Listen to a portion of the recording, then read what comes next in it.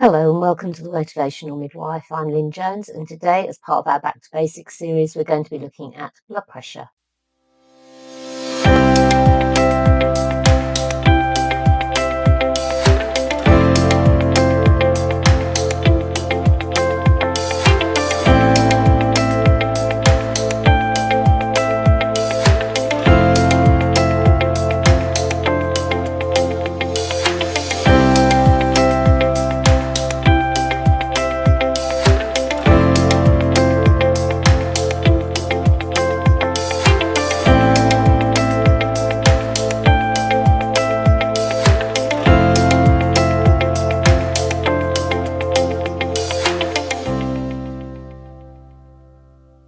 So let's have a look at blood pressure. And as always, we'll start with what it is.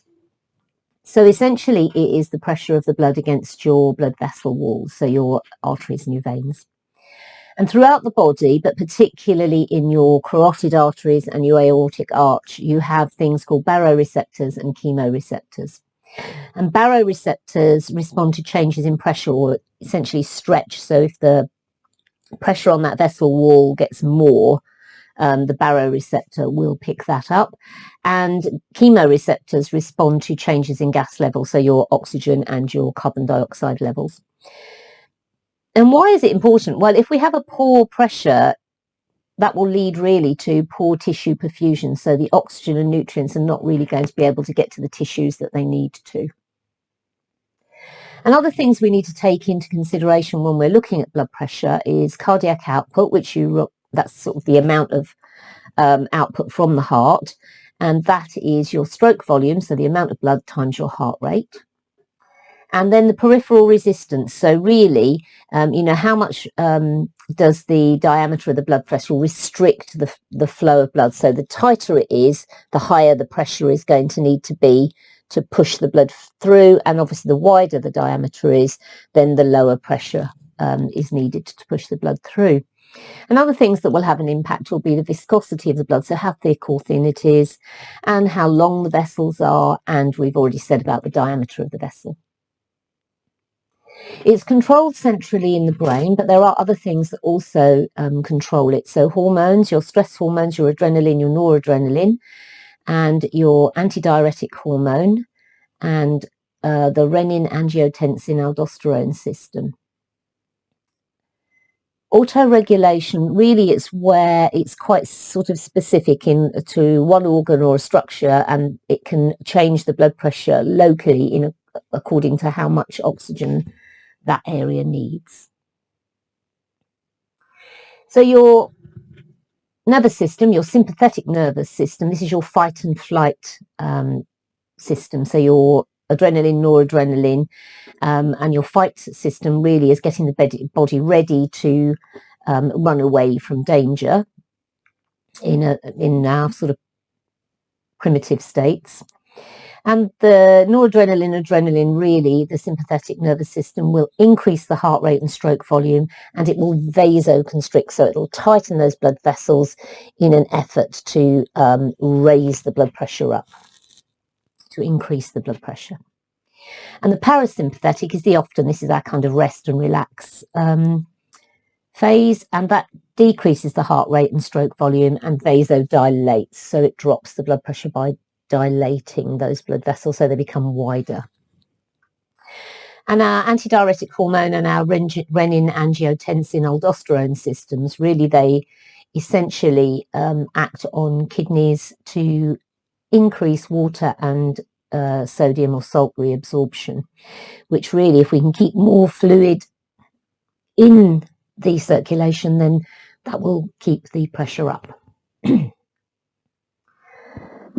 Excuse me.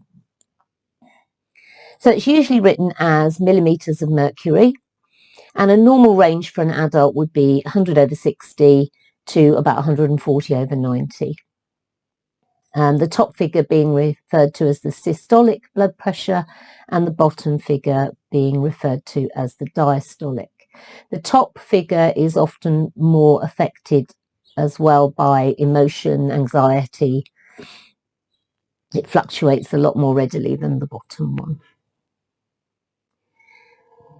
And systolic pressure is really, the systole is the pressure that's really exerted on the blood vessels after the ventricle contracts. So the ventricle contracts and that systolic pressure is there. And then diastole or diastolic is when the ventricle has relaxed. And the mean arterial pressure, really that's just the average pressure needed to push blood through the circulation. And we take blood pressure with something called a sphygmomanometer. And you've probably seen these. It's a blood pressure cuff with a little gauge and a balloon on it that you can pump up. And it's normally put on the upper arm. You can take blood pressure in other areas of the body. They will vary. So wherever we tend to take blood pressure, you should be consistent in where you're taking it. So that you get, because even between arms you can get a variation. You can also have electronic blood pressure monitoring devices, and you often see these a lot now in GP surgeries and in hospitals. If you have somebody that you are concerned about their blood pressure, it's always good practice to do a manual blood pressure first before you do what's called a serial series of blood pressures on an electronic machine, and then finish with a manual blood pressure as well. So it gives you, because the electronic devices can actually give you quite a variation. So manual blood pressure reading tends to be best practice.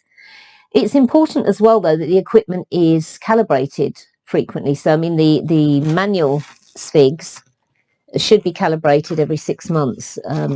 So it might be interesting for you to actually ask in your trust, because I would imagine most of your community midwives carry these, and ask if they are calibrated for accuracy. They should be done every 6 months. So some of the terms you might hear is hypotension, which means low blood pressure. So you remember hypo, anything that's hypo is low, and hypertension refers to high blood pressure. Gestational hypertension would really be blood pressure that's raised as a result of the pregnancy. They didn't suffer with it before, but during pregnancy they have, but it may just be slightly raised. It may not have tipped over into preeclampsia or eclampsia, which we'll go into in a different session. And essential hypertension, really this is somebody who has already got a slightly high blood pressure before they get pregnant. So their blood pressure may raise in pregnancy, but it's their blood analysis doesn't change at all. Their blood chemistry doesn't change. And so it's not preeclampsia, but they have that underlying slightly high blood pressure to start with. So they would be deemed to have been essentially hypertensive before they got pregnant. And various things can actually have an effect on blood pressure. A lot of these mostly for raising blood pressure. So your age, your diet, alcohol, smoking, your body mass index, these can all have an impact on your blood pressure, and either raising or mostly raising for all of those. Rest can decrease it. Exercise also, the fitter you are, often you find these people have lower blood pressures, but obviously while you're doing the exercise, your blood pressure would be raised. Various medications will have an effect on blood pressure as well. And if there is any underlying medical conditions, particularly any sort of kidney disease, diabetes, anything that could have an impact on the circulation and blood vessels, will potentially have an impact on the blood pressure. So in pregnancy, progesterone is one of the pregnancy hormones, and that relaxes smooth muscle. So all our blood vessels are smooth muscle. So what will happen is you've also got an increased circulating volume. So although you have that progesterone relaxing the smooth muscle, so making the diameters of those blood vessels wider, and you'd think then that the blood pressure would plummet, because we've got that increasing circulating volume, it does tend to maintain the blood pressure, but you do get a physiological reduction in blood pressure particularly in the second trimester. So it's why it's quite important to know what your booking blood pressure is, so that you can see if there is a significant raise, because you're expecting the blood pressure to be a little bit lower in the second trimester, and by the time they get to term, it should be more or less back where it was at booking. And another term you might hear, not just associated with pregnancy, but particularly with pregnancy, is something called postural hypotension. And really that's where the blood pressure drops in relation to the posture of the woman. If we have women lying flat on their back, you have the increased weight of the uterus and the baby pressing on those major vessels, and so they can sometimes feel really quite faint and dizzy. So that's why you should always have somebody, if they're on their back, at a sort of 45-degree angle. This can happen to non-pregnant people as well. If you get up very quickly, you suddenly feel a little bit lightheaded and dizzy, and that's what would be termed postural hypotension. There's just been that sudden drop in your blood pressure related to your position. So things to consider when monitoring the blood pressure. Okay, so you need to gain consent, and most of the time for our women this would be implied consent, because normally you ask and they will say yes, or they will just put their arm out to signal that they are quite happy for you to undertake their blood pressure reading. It's important you use the correct sized cuff, and on the blood pressure cuffs you will see, if you haven't looked before, that it will have a range here. So this is kind of an adult size, a normal adult size, and that says 25.4 to 40.6 centimetres. So that's really the diameter of the upper arm where you'd be taking the blood pressure. If it's within those limits, then that size cuff will be adequate to get an accurate blood pressure reading. If you put too small a cuff on a woman with a larger arm, you may get, well, you will get an incorrect reading, but you may get an abnormally high reading. And likewise, if you put a large cuff on somebody with a small arm, you may get an abnormally low reading for them, or it wouldn't necessarily reassure you that that was an accurate blood pressure. So it is important that you use the correct cuff size. And with women in general, the BMIs of women certainly a lot more increased than when I first trained many years ago. It's important to make sure that you have those large cuffs available in order that you do get accurate blood pressure readings. It's important that you don't have restrictive clothing. So, I mean, I have a jumper on today. Now, if I was pulling this up, it is fairly loose, but that would still be a challenge to get an accurate blood pressure. What you might have to consider is them slipping their arm out of the jumper if you can't get the cuff on correctly. So your systolic reading is really that first clear sound, and it's known as the Korotkoff 1 sound. And the diastolic is when you can't hear it anymore. And if you happen to have a blood pressure that you can still hear it goes off down to 0, then you take the last clear beat, which would be the 4th sound, not the 5th sound.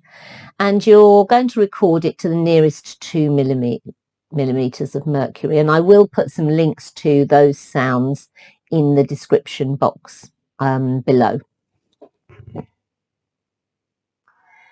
So thinking about when we monitor the blood pressure, so any admission to hospital, because it'll be giving you part of your baseline observations as to why have they come into hospital. And certainly if they're in labour, you want that baseline reading for labour, so that you can see if there has been significant rise during the labour. As part of any holistic assessment, so if you are undertaking observations for any reason, blood pressure should be part of those that assessment. In labour, for a low-risk labour, currently the guidance is 4 hourly, but obviously if you had concerns, then you would increase that monitoring. And if they were at risk of raised blood pressure anyway, you might consider increasing that blood pressure monitoring during labour as well.